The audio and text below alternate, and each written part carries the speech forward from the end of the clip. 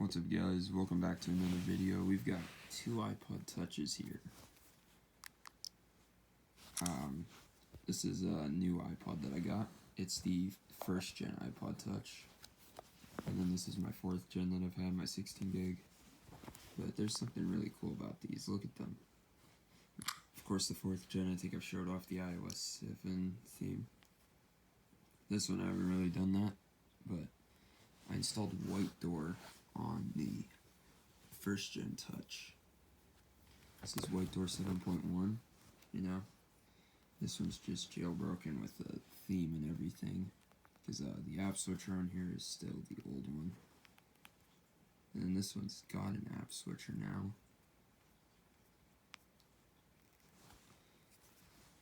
Yeah, this one just has the notification center. This is where I have controls for Control Center. Yeah. I don't have that many apps because I just installed this the day before recording this video. So, yeah. I do have more plans for this, but anyway, I'll do like a little bit of a comparison later on. I just wanted to kind of show this off. Yeah, I got a first gen touch. It was $12.99 on eBay. And I just got it like the week before recording this video. This thing is awesome. Now, I do have some like complaints about this, but then again, it was a first gen Apple product for like a new iPod line, so I can cut them some slack because they did fix it with the second gen. So this thing does not have an actual speaker. You can hear the clicks. That's because it's an iPod clickless speaker. This thing right here, the fourth gen, it's got the old iOS sounds.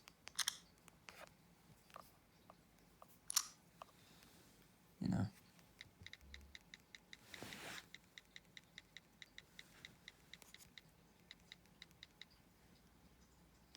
It's got the keyboard sounds and everything. Yeah, oh, this one's even got Siri on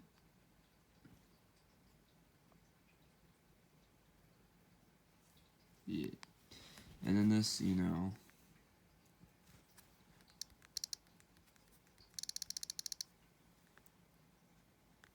yeah, that, I don't know how I feel on that. This also doesn't have volume buttons. Then again, none of the other iPods had volume buttons, so maybe Apple was just like, we're not gonna do it. And then this doesn't have, so we go into settings. Actually, no, we go into Control Center. As you can see, there's a Bluetooth icon. But in the settings, there is no Bluetooth. There's no Bluetooth. Even in general, there's nothing for it. This firmware unfortunately doesn't have back swipe, but yeah. It's nice that the developers were able to, you know, just like pack all the iOS 7 stuff into 3.1.3 and put it on the first gen iPod Touch, the second gen iPod Touch, the iPhone 3G, and the iPhone 2G.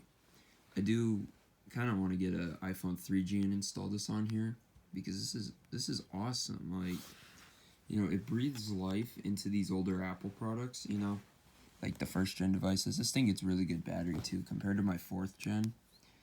Because like my fourth gen, when I received it from eBay, the battery was like completely dead, and it's been having battery issues since I bought it. So it's nice to have this one, because this one I actually went like about 4 days without charging, and the battery was pretty good still. I did have a little issues when I was trying to restore Whited00r to this. I've had to restore Whited00r back onto it a few times, but you know, it still works. I am going to try to browse the file system, see if I can find the tweak for this, and see if I can get it on here. I kind of want to try it on here, because if I can get a Control Center on iOS 6, you know, like this will be a little more accurate. Now, of course, the icon animations on here they're not accurate, but the fact that they got the Control Center with the blur, that's pretty cool. And then the flashlight just does that. But yeah, this is cool. You know, I like this. You know, and then we go into music. I'll pull on some Travis Scott. Of course, we're not going to be able to hear it because the speakers aren't built in on here. But we turn it on. Look at that. That actually looks a little bit different. Yeah. You know, iOS 7, kind of, on the iPod Touch 1G. Yeah, this thing is pretty cool. I do plan on downloading apps onto here. I want to try to get Angry Birds, because, you know, I have Angry Birds on here, but as you guys know, this thing needs to stay plugged in or else it dies. So, yeah, I gotta recalibrate the battery or just get the battery replaced, which, if I can find a repair shop that'll actually do the battery swap on this, I will do that. I mean, I could probably send it to Marnix Mobile out in Canada, because I plan on sending my other iPhone 8 out there to get the battery percentage fixed, because it doesn't read batteries.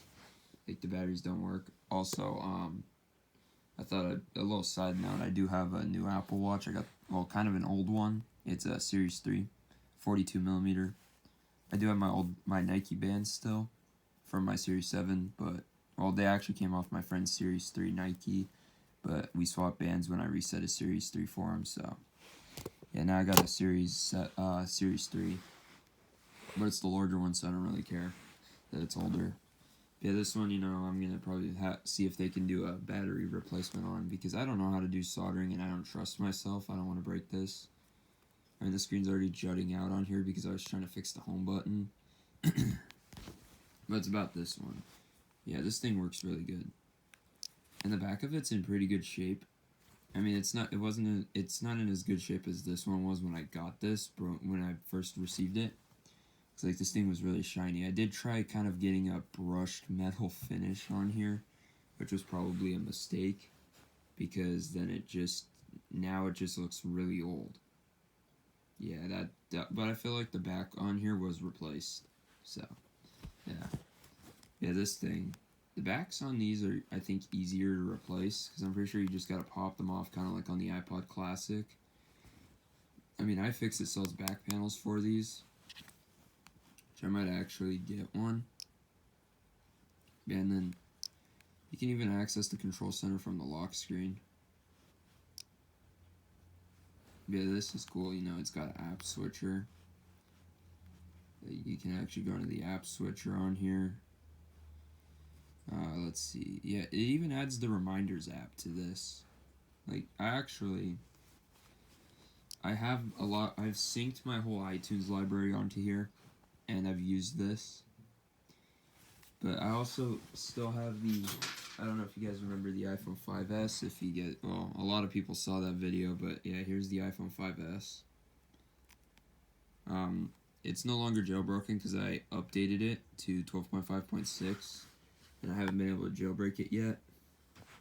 But I updated it because it wouldn't stop asking me to update, and it was getting very annoying, so I just updated. Yeah, this one I actually use sometimes.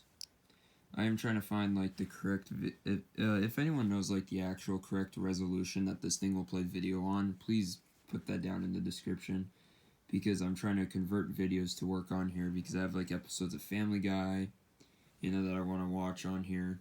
When I'm on the bus, you know, I can watch Family Guy. I mean, I did have some episodes on here, but, you know, I want to try to use this. I did realize that if I want to use AirPods, like, I own AirPods Pro.